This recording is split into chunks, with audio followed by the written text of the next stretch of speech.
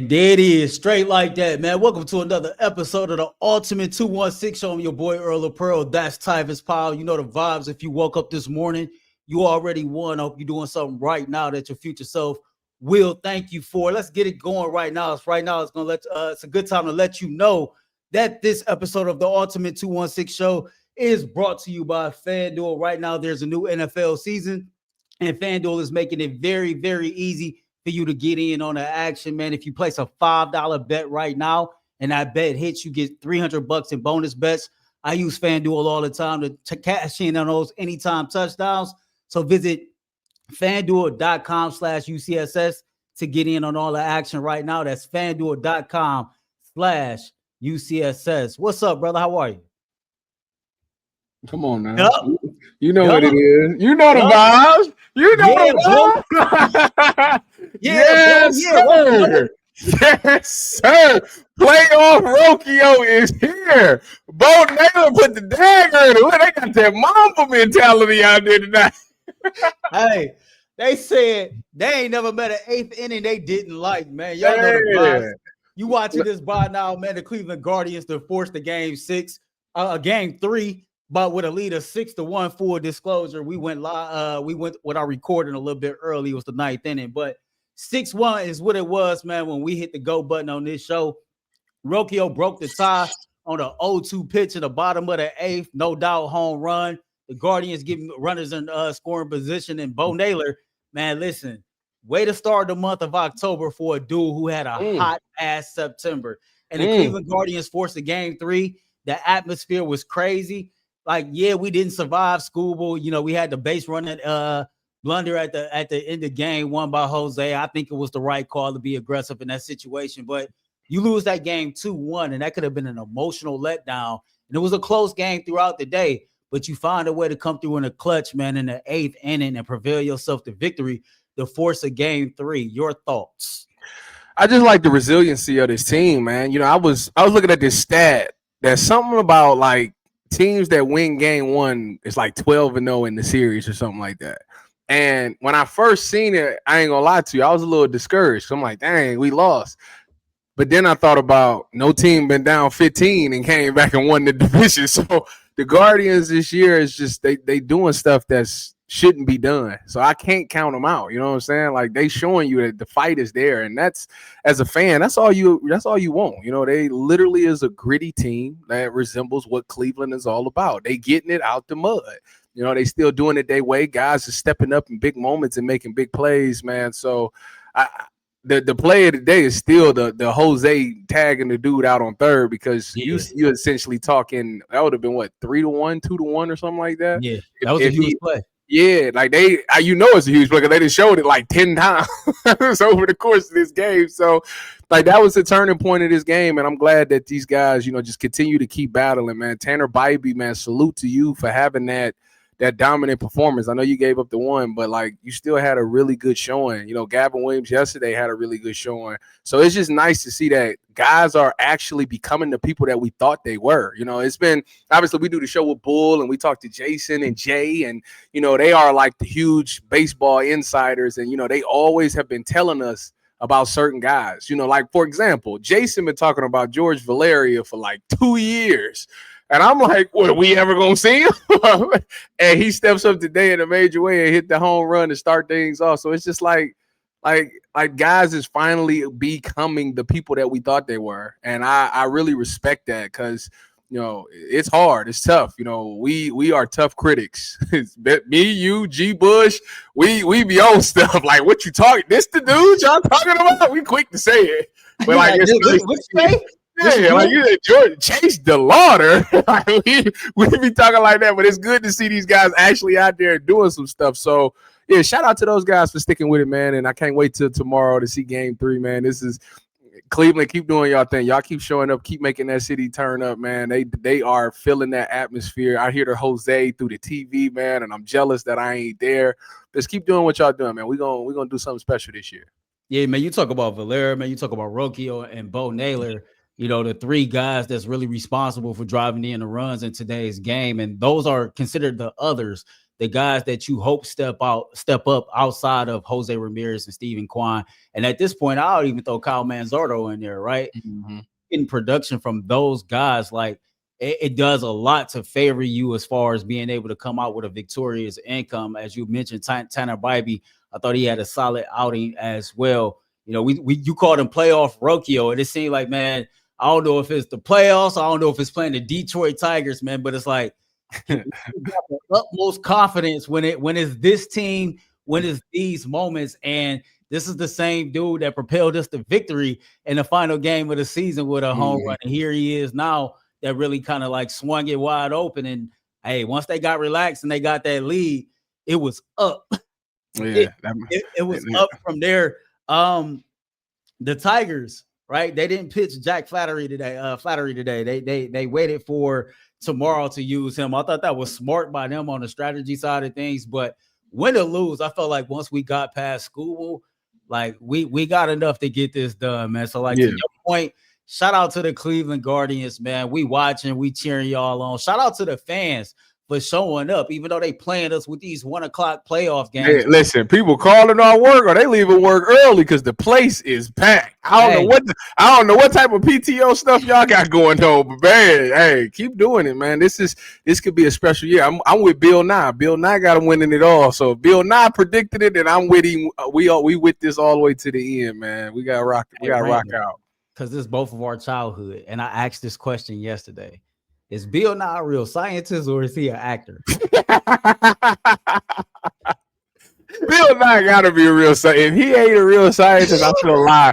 But you know how many days they used to roll them TVs in and put that. I was really leaning on that dude, man. Listen, man, I used to roll the TV in and play Bill Nye. He better be. I don't want to be lied to. That's like when they told me wrestling wasn't real. But don't lie, don't mess up the childhood, man. Hey, man. I went to my grandmother one time talking about the Undertaker, and she was like, "You know what? You about to start watching this. you believe this man?" I say he worked for the devil, grandma. What? It's called the Ministry of Darkness. She said, "Boy, that's it." That's it. And I had one of those, like, my grandmother wore the big church hats and she had the silk scarf over her head. So she was not trying to hear about that. Yeah, you done with this. We go ahead and put the lock, the parental control on the TV. You through. Man, listen, man. Y'all know the vibes. Y'all let us know what y'all think about the Guardians win today. Again, the Guardians force a deciding game 3. Let's get that dub against the Detroit Tigers, man, and move on to the next round of the playoffs. Don't forget to like, subscribe to the Ultimate Cleveland Sports Show YouTube channel. Catch us Monday through Thursday, 11 a.m. to 1 p.m. On Fridays, catch us 11 a.m. to 12:30 p.m. And then on Channel 3 from 12:30 to 1 p.m. Again, like, subscribe. Shout out to y'all, man, as always, showing this channel some love. You know the vibes. You heard the news. I heard the news. It was something that I think we were all anticipating getting into this week based on how Kevin Stefanski answered said questions earlier this week, but the change was finally made.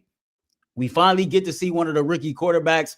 Joe Flacco has been benched after just 4 games in favor of 3rd-round pick Dillon Gabriel.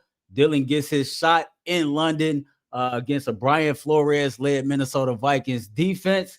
And I don't know about you, but I feel like this will give a sense of energy to the fan base, to the players in the locker room. And I think that this will help out a bad offensive line, to be quite honest with you. Mary Kay Cabot was on our show earlier this week, and she said she believed that there's a different variation of this offense that could be ran with Dillon Gabriel in there. And we all know that this offense, this team needed a spark. Joe Flacco was just not getting it done. In 4 games, he was responsible for 9 turnovers.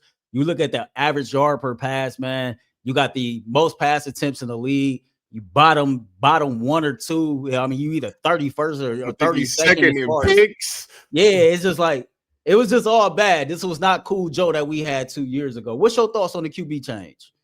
Now, I think it was, first of all, I predicted it. I just want to be on record that I said Minnesota, they was going to make the change. For anybody, you go check the clips. I've been said it. I told you Joe was going to fall off a cliff, and he fell off that cliff 2-3 weeks ago. To be honest with you, when I look at the offense and what it's been, it's become so unrecognizable because with even with Joe 2 years ago, he operated a lot under center. And when you think of Kevin's offense, it's always been under center. That's why when they went and got Deshaun, the conversation was, he said, what's one thing I need to work on? Oh, you need to work on your ball fake and play action. Joe Flacco 2 years ago, he said he always talked about, oh, I'm comfortable putting my back to the defense. It's like taking a picture. You snap a picture, and then when you come back from the play action, you look up and it's a whole nother picture. Like, I'm comfortable with that. We didn't do that. I don't think we did that at all this year. Like, I don't recall seeing none of that. No play actions or anything. So, and I want to say maybe it has to do with his lack of mobility. Maybe he can't do that. He can't be effective no more because he can't move like that. So you got to get a guy in there that can do that. I think that will help Kevin be able to call what he wants to call. Remember, I keep telling everybody, like, 2 years ago, we ran the heck out of the Bang Gate. The Bang Gate is such a good play for West Coast offenses, possession wide receivers. Amari Cooper killed the Texans with it. Michael Irvin is in the Hall of Fame because of the Bang Gate. Like, that Bang, we ain't seen a Bang 8 this entire season. And I'm just shocked by that because it's such an effective play. And we ain't had nobody run it. So hopefully, this allows Kevin to do the things that he wants to do with getting back under center, running those bootlegs, rolling Dillon Gabriel out to move the pocket, because that helps the tackle situation. If you move in the pocket, that tackle is pushing that guy further away, and now that quarterback got more room to operate. Obviously, it just seems like to me that you couldn't do those things with Joe Flacco. So Kevin always talks about, he's the best chance to win, or he gives us the best chance to win these games. Well, this is one of those situations where I'm like, all right, Dillon definitely gives, because you can do what you want to do. And you don't have to be handicapped on what you can call. You can call the playbook that you like, that you've known to come and love, that you design. You can do all those things. Now, guys got to continue to make plays on the outside as far as the wide receivers go. But I think that having a new quarterback in there, knowing that it's a young guy, I think like guys like Jerry Jeudy and David Njoku's going to be like, you know what, I got to help that young dude out. Like, it's on me now. Like, we ain't got Joe back there. Like, if the young guy don't do well, it could be a direct reflection because I'm not catching the ball. So if anything, it's going to make those older vets start to lock in even more. Quinshawn probably thinking, let me help him out. The best way to help a young quarterback out is a good run game. Let me run the ball a little bit harder to take the pressure off Dillon. So I think this is one of those things that the entire team has to raise their play to help the young dude get settled into these games. Yeah, and I think he's stepping into a situation that's actually feasible for him, right? We talk about how bad this offensive line is when it comes to pass protection, but if you look at what Quinshawn Judkins has done in 3 games, they can at least say that they check that green box when it comes to being able to run block. So you're stepping in as a quarterback, a rookie quarterback, getting your first NFL start with a solid running game and a damn good defense. And that's a recipe for you to be able to go out there and have success. And to your point, with him being more mobile, and they talk about him being a supercomputer and his processing ability, etc., then yeah, Kevin Stefanski should have a different playbook available to him. And I'm very, very interested to see how it looked. This is a young man that got over 60 career college stars, the most college stars in college football history. We've been told about how intelligent he is, how smart he is, how well he can process information. And he's been able to sit as QB number 2 for the first 4 weeks of the season. So to me, like, I expect a quality start. And if I'm being real, I think this is a game that's very winnable for the Cleveland Browns. You look at the Minnesota Vikings, man, and how they performed last week. I think you're going up against a much tougher defense when you talk about our Cleveland Browns.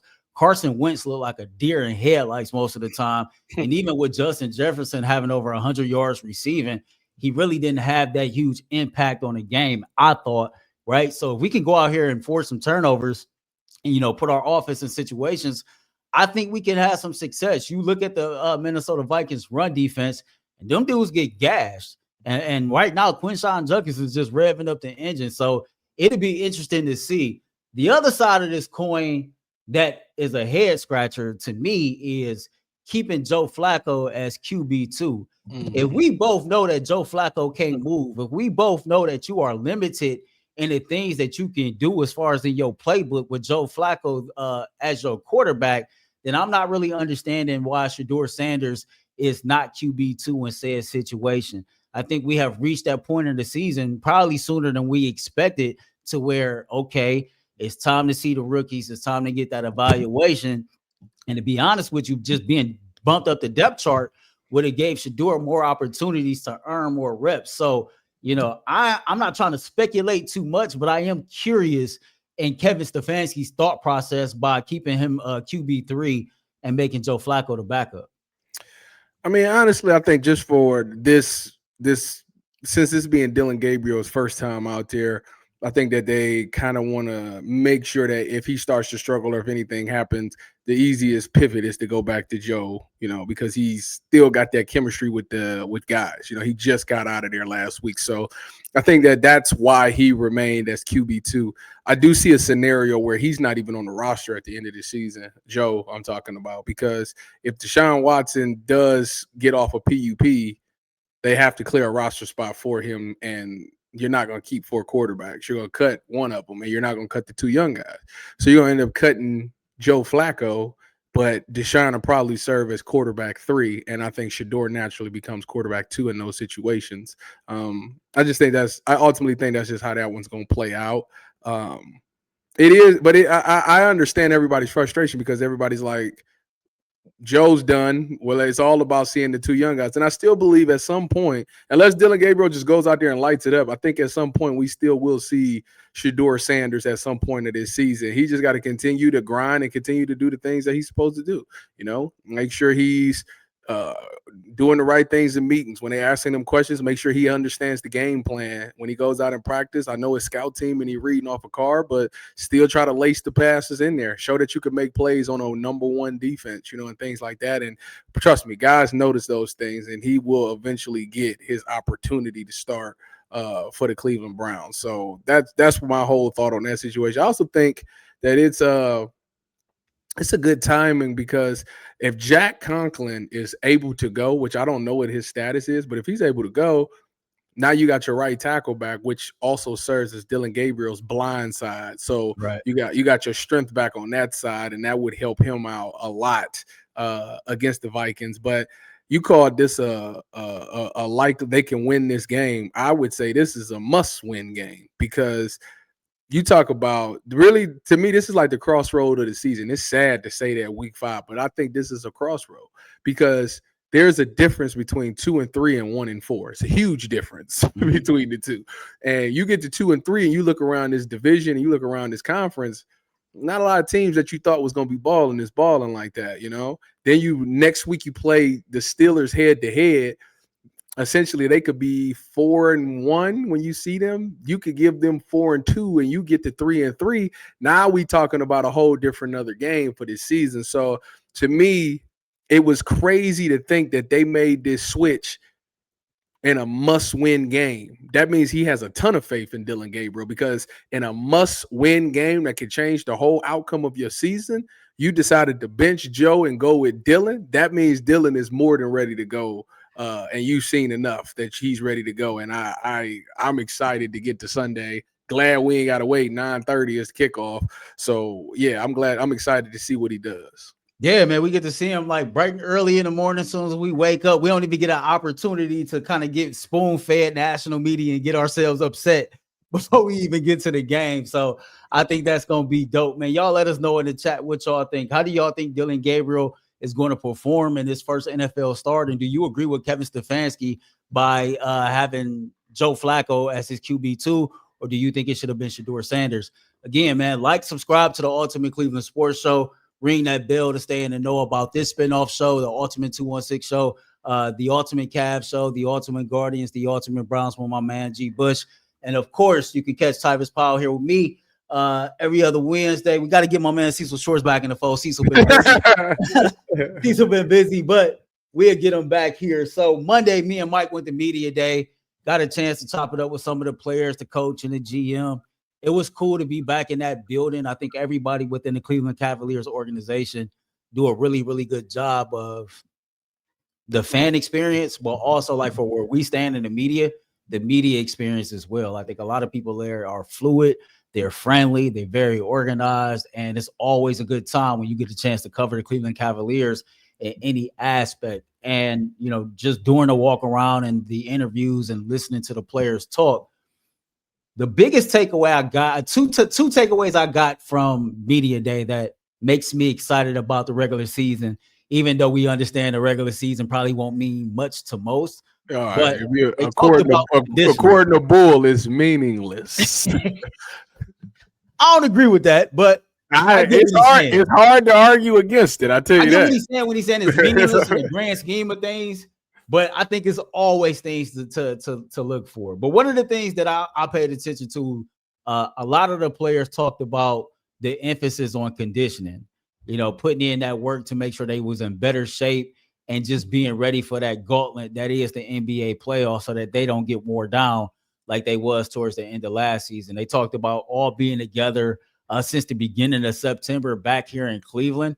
Kenny Atkinson thought that was huge because there's no ramp up period as they get to training camp, which they're already at right now. And so a lot of the players talked about playing a lot of pickup basketball with their teammates and then doing whatever conditioning drills, then coming right back to hoop again and repeating the process over and over and over and over again. And I've been told that, Kenny Atkinson is planning to push everybody to their max. We don't know what that looked like or what's enough until we find out, but clearly there has been a tweak, I think, to that approach. Another thing that stood out to me, which kind of poses our impact question for today, we both know that Kenny Atkinson took this job late. And, he was involved with his team, the French team in the Olympics. He had a lot going on. And so it was kind of like a learn on the fly, so to speak, getting to know his players, installing his system. It just so happened that everything gelled so quickly, we kind of hit the ground running. The biggest difference is this year, Kenny Atkinson said he spent the entire offseason building relationships with his players, getting to know them on and off the court and really giving them their role and, teaching them and showing them how they fit into his system. And he's really, really excited about the work that his guys put in, not just the core four guys, but the guys that's going to be contributing factors as well, which poses the question. I know it's the regular season. The Cavs won a bunch of games. A second round exit was the case. But if you want to take the regular season out of this, or if you want to include both, do you believe because of the extended time, the humility of last season, the offseason regimen that they all went through, do you believe that the Cleveland Cavaliers will be better in year 2 under Kenny Atkinson than they was last season? Anytime you're in the system with somebody for a second year, you're usually better. So I would expect them to be better. Now, what does that look like? I'm not talking about as far as, wins in the regular season. I think that obviously this Cavs team is favored to come out the East. And if nobody gets healthy, if everybody's healthy, I expect them to make it to the championship. I mean, that's just what the expectation is. That's just when you look at the roster from top to bottom, you look at who's not going to be playing for certain teams this season. You look at all the changes that the Celtics and people made. I think it comes down to the Knicks, and maybe the Bucks, and that's because Giannis. But outside of that, it really shouldn't be in Orlando. But Orlando got to put it together. Like, it looks good on paper, but they got to put it together. There's no reason for y'all not to be that dominant team this season. I think that, last time we talked about how Evan Mobley had to take that next step. And that's what their number one goal is for Evan. They're going to go as far as Evan goes. I think that's what you told me they said. Yeah. And honestly, I think that will happen. I'm still worried. I'm still trying to figure out what other guys, who's the guys off the bench. Obviously last year it was like Ty Jerome and Sam Merrill. Obviously they got Sam Merrill. Ty Jerome is with Memphis now or something like that. So who's that other guy? And I want to see the rookie. This is the guy that y'all identified in the second round, gave him a fully guaranteed contract, made him tell other teams not to draft me because I want to go here. Like, that means something special is about this kid. And, he's supposed to be a knockdown shooter and things like that. I would love to see the development. One thing that one thing that G. Bush always refers to is how we don't develop players. There's no guy that really came through our that we drafted that was young and we developed him and he became a star. Well, it can be this year with this kid, with Darius Garland being out, there's going to be times that he's going to get chances to get out there on that court. I'm interested to see what he looked like. I remember Jeff Teague doing the interview talking about how Kenny was the first one to say Giannis was going to be good. Then he said Steph was going to be good and all these things. So if he identified this kid as, what was it, Tyrese Proctor, I think his name? Yeah, that's his name. If he identified Tyrese Proctor as a kid that he thinks was worthy of being drafted, he thinks he's going to be good, I want to see it. Like, I would love to see him make that development because that's something that we are really kind of foreign to when the Cavs organization. Yeah, I love Big Bro, but G Bush crazy. Like that is crazy. I don't agree with it whatsoever. What he wrong? As soon as he see this G, you done lost your damn mind. This is why I say that, right? G so said even before Kenny Atkinson had arrived as the coach here, I feel like the Cleveland Cavaliers organization has done a pretty good job of developing the guys that they drafted. If you want to say Isaac Okoro is the one-off, okay, Isaac Okoro is the one-off, but Darius Garland developed himself into an all-star guard. He was I think he was referring to second-round picks or undrafted guys. Oh, okay. Because I was about to say, you can't possibly. It's a first-round pick. But still, not all first-round picks are not all first-round picks paying out, and not all things is equated equal. But if you want to get to that level, I'll say this: I think the guy that we should spotlight, honestly, is Jalen Tyson. I think Jalen Tyson, for whatever reason, when he was given his opportunities last season and he was paired in the right lineups, we see that he can have a positive impact on his team. Talking to him during media day, he's excited. He talked about the work he put in over the offseason. He feels like he's in the best shape of his life, and he's ready to put on display the things that he worked on. And it's funny because Donovan Mitchell even kind of spotlighted, I can't wait for the world to see the other guys that they might not know and the work that they put in over the season. And Jalen Tyson's name was kind of at the top of that list. I think coming out of Cal last year, he was better than a lot of us anticipated him to be. And I can see a trend with how they're going with these second-round picks, especially if you look at the CBA. The goal is to get those role players that can contribute sooner than later. And so what Kobe has done the last 2 years is he's drafted collegiate veterans that have played at programs to where you really learn a lot. Proctor went to Duke. So you're a veteran collegiate player coming out of Duke. And I think Mike kind of spotlighted that he could have been a very early second-round pick, but he wanted to come play for the Cleveland Cavaliers. He's every bit of 6'5", 6'6", and he a shooter. Mm-hmm. So I'm excited to see that. But yeah, for me, Jalen Tyson is the guy that I'm really looking forward to. I know in the grand scheme of things, the regular season won't matter, but like you said, it's going to be always things that's going to get us excited and things that we can look forward to. The number one thing I'm looking forward to this year is seeing Evan Mobley go from wherever you got him slated at right now, that by the end of the season and time, for the playoffs to start, Evan Mobley is officially a top 5 player in the entire NBA. Final thoughts before we get out of here. I just want him to talk some trash, to be honest with you. I would love to see him turn into a KG, calling people trash and I ate Lala's kick honey or something, honey nut Cheerios. I want him to talk crazy people like that. I think that'll completely throw people off because it's coming from him. Final thoughts. My final thought is, you know what? What was it, Sunday? Sunday, after I did the Browns, I was going past the stadium, the Progressive Field. And right when I got to Progressive Field, on East 9th, Rocchio hit the home run. And the place went crazy. And I ain't going to lie to you. In that moment, Earl, I miss Cleveland. I miss living in Cleveland, man. I really did. For the first time in a while, I miss living in Cleveland because it's I don't really get a chance to go to sporting events in Columbus because it's the Buckeyes or it's the Jackets or it's the Crew or something like that. But there's no basketball team, there's no football team, there's no professional major league baseball team. So I kind of missed the city, bro. It was just wild. I got all love and respect for the city, but I actually dang man, I wish I still lived in Cleveland to be able to catch stuff like this. So Yeah, I'm a little homesick. That's crazy. Hey, well, you be here a lot, so just 3 times a week. I'm up there 3 times a week. Just hang out, man. I guess my final thought is this: learn with Lang to drive in on a freeway. And if the freeway is too much for you, I promise you, man, it's a back road. It's a street that can get you wherever you need to go in this United States of America, in this city in Cleveland, man. But the speed limit 65, you do 65, and everybody else is doing 70 to 75. I have this opinion of you drive with the flow of traffic, man. Just listen. I ain't trying to tell nobody how to do their thing, man, but that freeway can be dangerous if you nervous. If the freeway make you nervous, take the streets.